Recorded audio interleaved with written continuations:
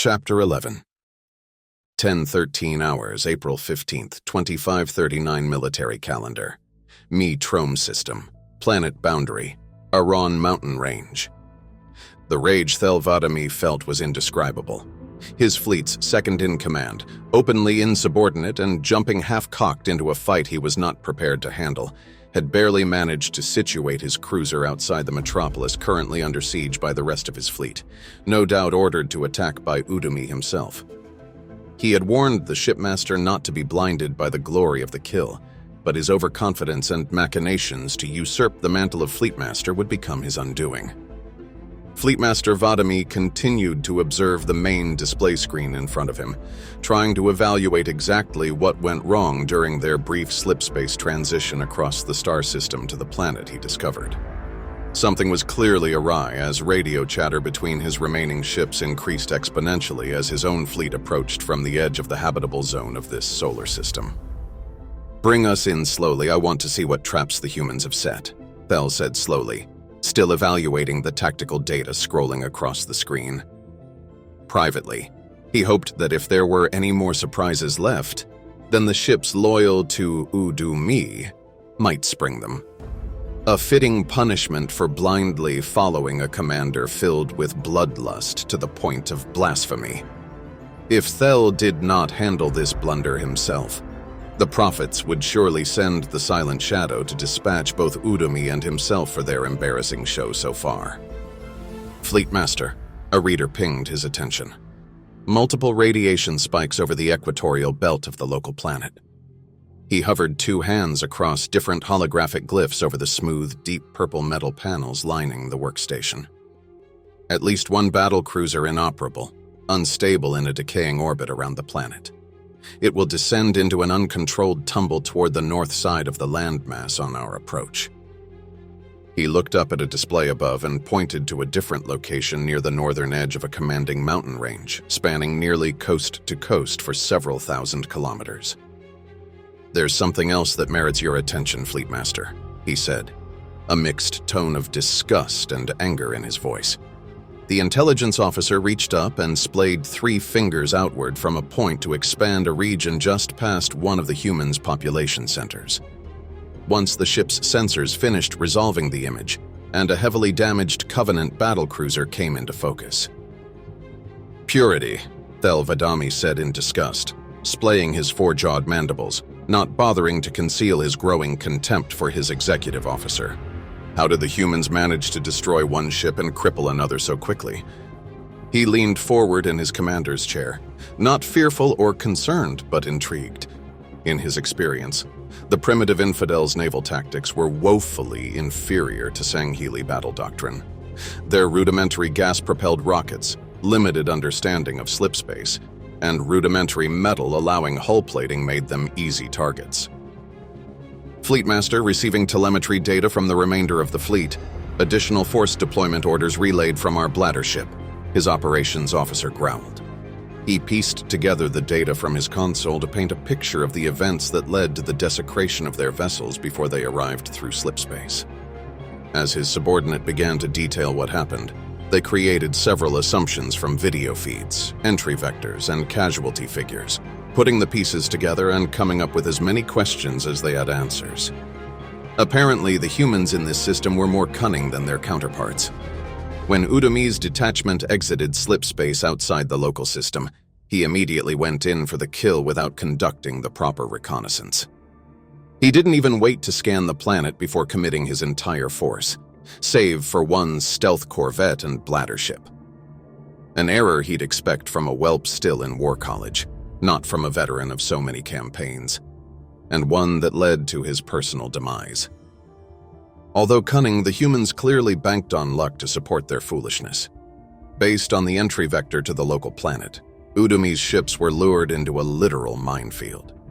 In addition to the mines, it seemed that the humans had used several smaller craft in a suicidal slingshot maneuver to breach their hulls after their shields were damaged from the nuclear firebombs set around the planet's circumference.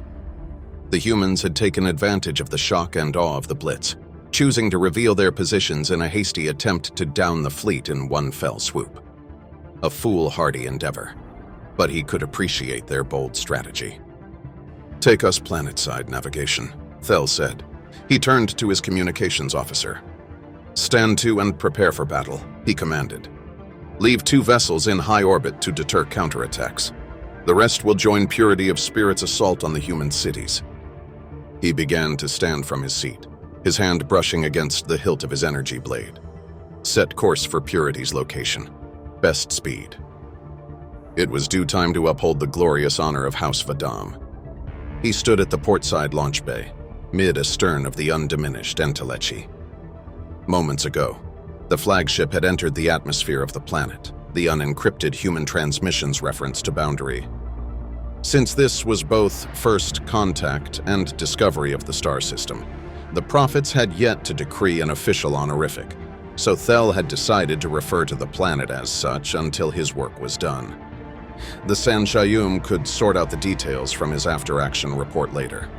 He stood watching as the loading ramps descended toward the Earth below them. Droves of Banshee close attack craft, Seraph fighters, and myriad of other craft were preparing for departure. Unlike the squadrons of war machines, however, Thel stood unwavering in the launch bay flanked by his personal security team of Sangheili. The intent was clear. His loyal team of elites knew without a doubt what was about to transpire on the barren, rocky ground before them. As the Entelechy slowed its descent and landed on a cushion of air, Thel Vadamee motioned his team toward the nearby gravity lift.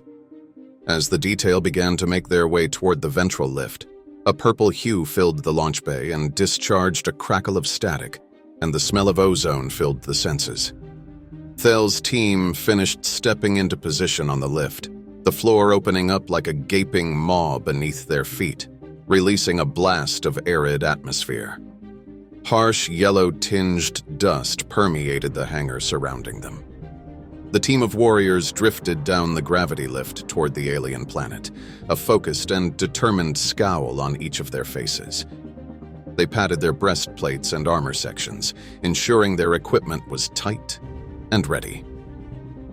A Sangheili, clad in deep crimson armor, a major, released the cover of his plasma rifle to inspect the battery, all while drifting lazily toward the desert below. He looked down toward the planet in disgust. Yet another heathen planet to glass in the name of the hierarchs. Thel had always been a devout follower of the Great Journey even before the discovery of the blasphemous humans, which started the 9th Age of Reclamation for the glory of the Covenant. Quickly rising through the ranks over the long cycles and even longer deployments, he had risen quickly as a zealot, and now fleet master of the Fleet of Particular Justice, albeit a small fleet in comparison to other fleet masters throughout the Covenant Navy. His most recent promotion had caused quite the uproar back in the keeps of his home on Sanghelios, the home world of the Sangheili. Time and again, he was challenged to prove his worthiness to command the modest compliment. It was time, once again, to fight for his honor, his keep, and the glory of the Fleet of Particular Justice. A harsh, dry wind tore past him now, abrasing the scaly, dark skin exposed around the joints in his combat harness, admonishing himself for letting his mind wander to a past he has no control over. He once again stared at the Purity of Spirit's primary ventral gravity lift to scan the crowd of Covenant warriors and support crew scattered throughout the desert. His eyes were not surveying the progress of the troop deployment, but for Shipmaster Siswae Udumee. After a few moments of scrutinizing the troop deployment, he found a formation of similar design to his own, marching through throngs of Ungoi and Kigyar light infantry. The soon-to-be defunct shipmaster strode with his group of Sangheili security officers toward an equidistant point between the two cruisers. Not several heartbeats later, Vadamee and his crew prepared to do the same as the gravity lift gently set his hooves to rest on the earth below. He surveyed the surrounding terrain for any threats and to get a lay of the land, as the humans said. An enormous mountain range, barren from millennia of harsh silicate windstorms and unbearable heat, rested like a sleeping giant to his left. To his right was nothing but a desert devoid of vegetation, fauna, or man-made structures. The desert reached as far as the eye could see, heat radiating from the ground and shimmering as several mirages painted a false narrative of what lies beyond. He snapped his focus back to the task at hand and scanned the new crowd of soldiers to find Siswae Udumee standing triumphantly on a nearby sand dune. He shrugged off a ceremonial cloak. What useless theatrics. Even more of a fool than he took him for. He finished his hike from the landing pad to the dune, finally resting in a terse position a safe distance away from the posse of traitors situated in a semicircle to intimidate him. "Shipmaster Udumee, your insolence has been tolerated long enough," Thel declared, ready to confront his opponent. "What say you now, Shipmaster?" Siswae challenged and clacked his lower mandibles in defiance, a silent protest and display of ill-timed vanity. "Brothers," Udumee declared, "look around you. What do you see?" He threw a gauntleted fist in the air and roared. "I see nothing but a pathetic excuse for a planet. The worms of a blasphemous species clinging to life in the dust." He paused to reach down and grasp a handful of sand, clacking his mandibles thrice. Udumee returned his gaze to Fleetmaster Vadamee, clutched the hilt of his energy blade, and activated it with a pronounced flourish. The air around the blue-white-shaped plasma blades were wavering from the heat. This Fleetmaster is a far cry from an honorable warrior. He climbs to glory through the favor of the prophets and fills their ears with lies. You heard what he said. He would order us to wait. And for what? So he can claim victory for himself and entice the prophets to curry favor for him and his keep?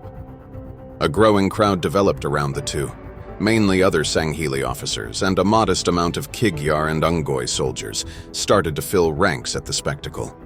While Thel would not tolerate his own crew indulging in such a gross display of insubordination, Shipmaster Udumee relished the newfound attention. As Udumee continued his tirade, other individuals from the Purity began nodding their heads in approval. Some were even partaking in the rebellion with the howl of war cries. The Fleetmaster could not afford for this display to go on any longer.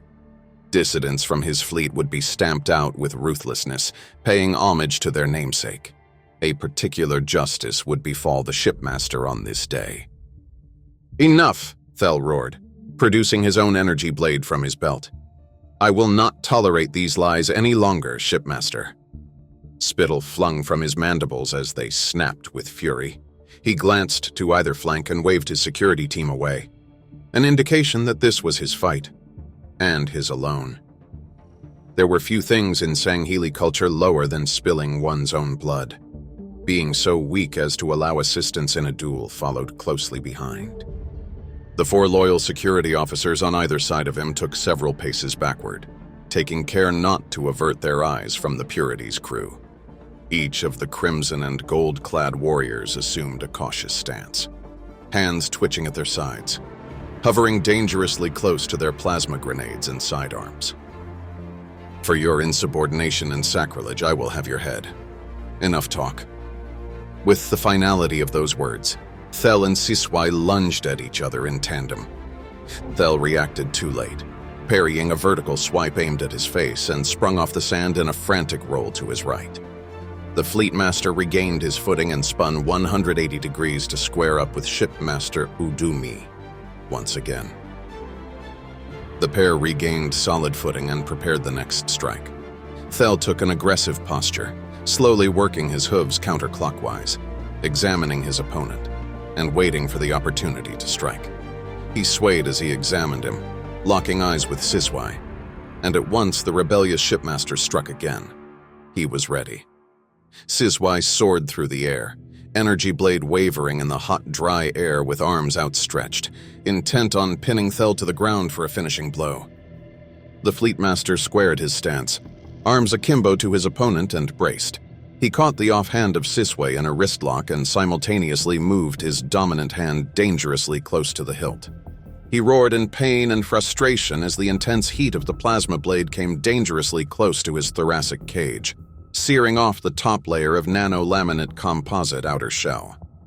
Through the searing pain of flash-burned flesh, Thel wrenched the offhanded wrist outward and proceeded to snap it behind Siswae's own back. He sidestepped away from the plasma blade, farther deepening the wound into his breastplate but allowing him to gain the upper hand. He continued to rotate first his hooves, then his torso to position himself squarely behind Siswae in order to administer the killing blow with his own blade. Thel brought his energy sword to bear, rearing back to ensure a swift strike through Siswae's torso. He plunged his blade directly toward the gap in the shipmaster's armor between his combat harness and his posterior armor plate toward the lower back. With a deafening roar, Siswae bellowed a deafening last cry of defiance and shame. "No!" he shouted and dove to the ground. Thel's blow was thrown off target, and instead carved a generous path through Siswae's midsection. Angry, dark red streaks appeared on his unarmored torso as half-coagulated, deep purple blood began to ooze from the wound. Siswae landed on the ground, yelling in pain but scrambling to his feet. Nonetheless, his saving grace was that Thel's strike didn't find purchase in his torso, causing the warrior to briefly lose his footing, leaving him open to counter-strike. Both Sanghili took pause to catch their breath, each chest heaving deeply from their brush with death. Thel composed himself first, standing erect and confident. He snapped his mandibles in disgust, looking down at Siswae's pitiful figure slumped on the Hash Desert sand. He remained on the ground, legs bent in an awkward kneeling position, clutching his side. Purple blood seeped and pooled between his fingers. "I should leave you to rot in this hellscape that the humans," he spat at Siswae as if simply uttering the term for the infidels was toxin to his mouth. "Call a home." He motioned toward the disgraced shipmaster. Dozens of Sanghili, Kigyar, and Ungoi stood wide-eyed. The lowly Ungoi hooted and squeaked, and Kigyar hissed and chittered. Most of the Sanghili stood in deference to their commander. They quickly gained clarity about what would happen if they continued on the path of defiance.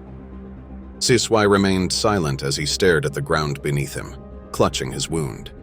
His energy blade snapped off, and he dropped it on the sand. Thel threw his jaws upward. "Let this be a lesson to any who wish to challenge Thel Vadamee, Kaidan of Vadam Keep and Fleet Master of the Fleet of Particular Justice." He looked at Siswae. "You do not deserve an honorable death, Siswae Udumee." The pointed words stripped the honorific E from the Sanghili title. When each Sanghili entered the Covenant military, their birth names were amended to reflect their service in glory of the Great Journey.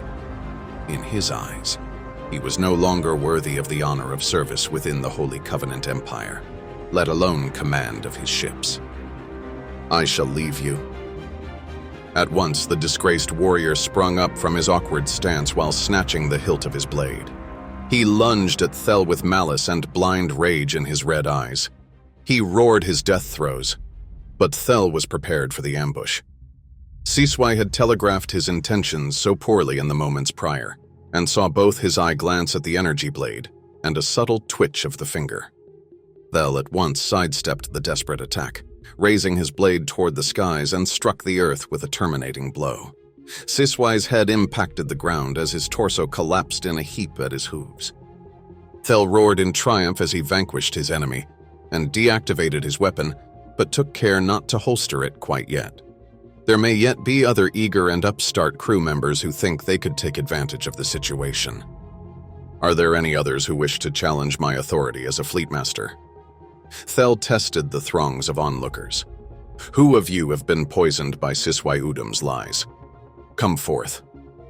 He scanned the crowd from end to end, noting that many of the eyes now looked to the ground, heads bowed in subordination to his leadership. An eye landed on a single elite warrior also clad in deep crimson armor.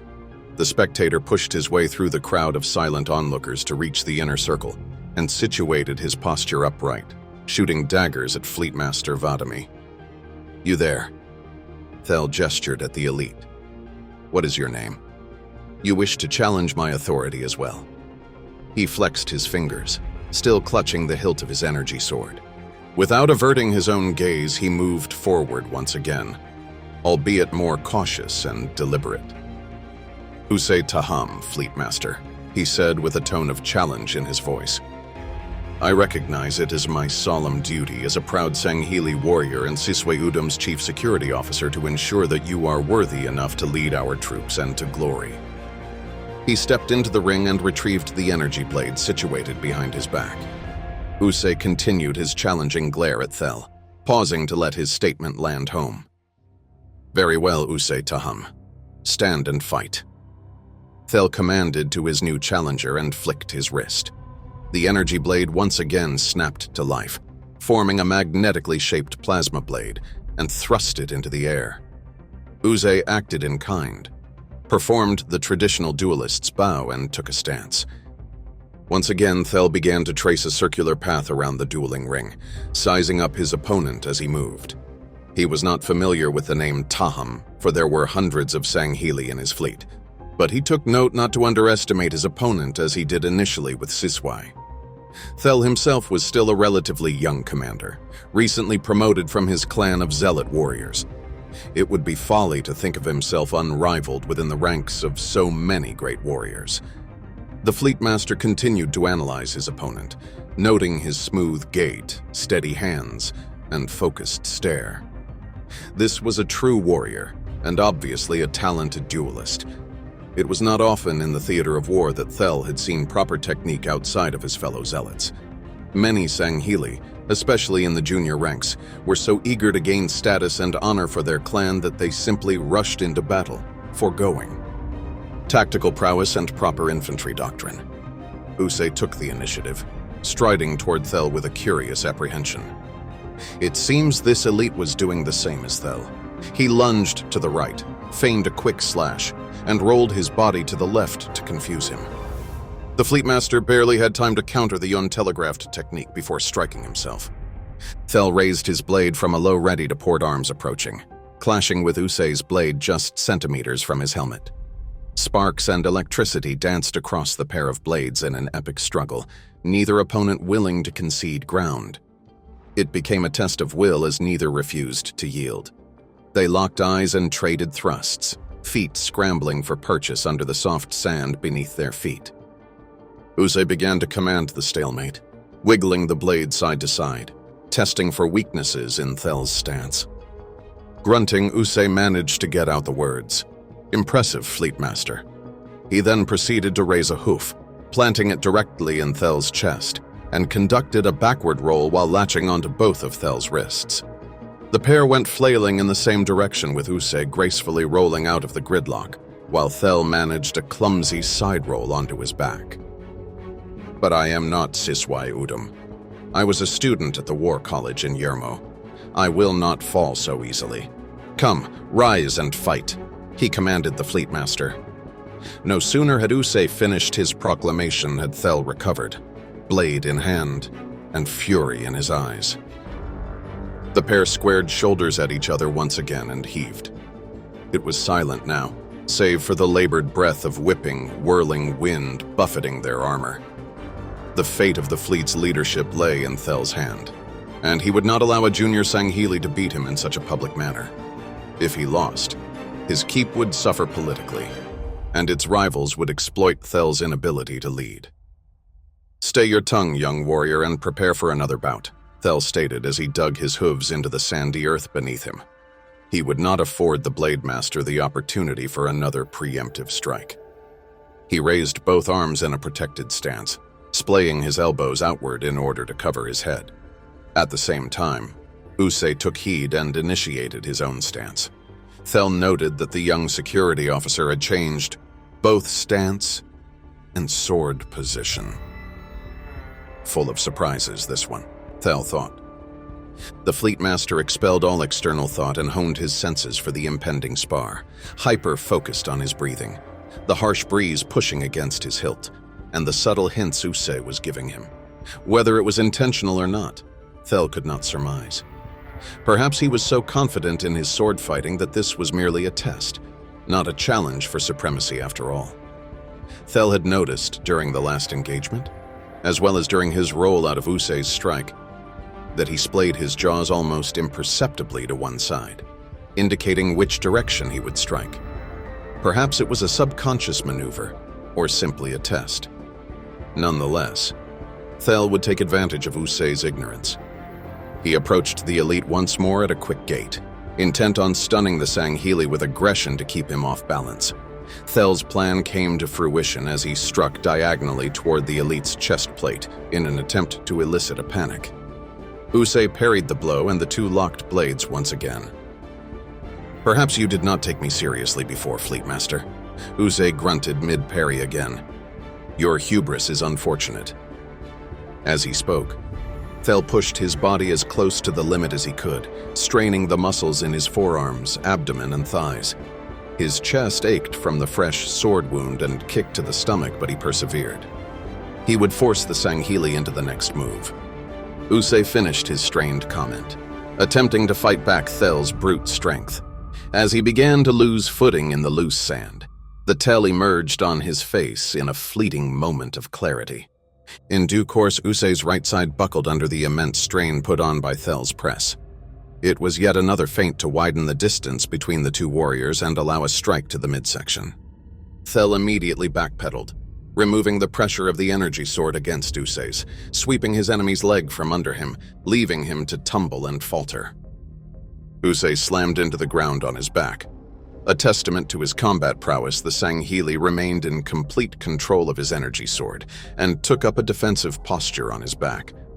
Thel did not relent and swooped in for the killing blow, halting mere inches from Usei's exposed neck. There was no denying whom the victor was now. "Usei Taham, I do not know your intentions, but you are clearly a skilled warrior," Thel huffed in exhaustion. "I will spare your life for now. Do not challenge me again." Usei remained on his back for a moment, a mixture of shock and newfound respect for the commander painted across his face. Thel switched off the energy blade and backed away from the junior security officer. He rose to his feet and gave a curt nod to the Fleetmaster. "It seems you found my Thel, Fleetmaster," Usei said, holstering his own blade and shrugging the pain out of one shoulder. "Not many can find it, let alone exploit it. A curious warrior, to say the least, but one that Thel could come to respect." It appeared that Usei Taham was not just another glory-seeking subordinate, but one of intense loyalty and honor, a tool to be used in the coming battles for the fleet of particular justice, he thought. "You are a curious one, Usei Taham," Thel said plainly, "but a curious one that has earned my respect. You will transfer your effects to my flagship and take role as my chief security officer." Such an asset could not be wasted, proving himself useful not only as an addition to his staff but as a deterrent for any future challengers. He motioned an arm first toward the Purity, then toward the mountain range situated behind it. "Now go. Prepare your troops. We continue our assault against their capital city over the crest of this range. Keep the ship here for now to conduct repairs. But you will join me in the ground assault." "As you command, Fleetmaster." Usei stiffened to a position of attention, and his cadre followed suit. They raised their deactivated blade hilts in the air as a sign of respect and began to march off.